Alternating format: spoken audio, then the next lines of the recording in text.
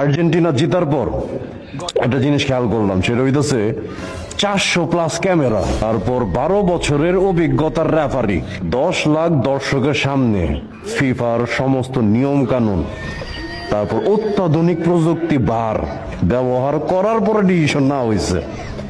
আর এদিকে হাজার হাজার কিলোমিটার দূরে বাংলাদেশের চায়ের দোকানে বসে বন্ধুর হট স্পট ব্যবহার করে খেলা দেখে কিছু স্বাস্থ্য ভাই, গ্রামের কিছু স্বাস্থ্য ভাই আর ঢাকার কিছু এক্স গ্রামের স্বাস্থ্য ভাই কইতাছে যে আর্জেন্টিনা টাকা দিয়ে রেফারি কিনা ফেলাইছে।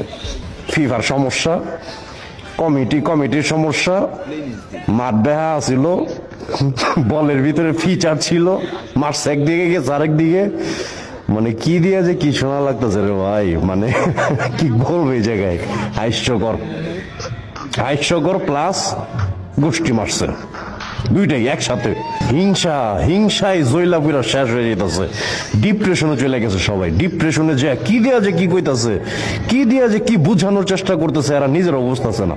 তো এগুলো আসলে লজ্জাজনক।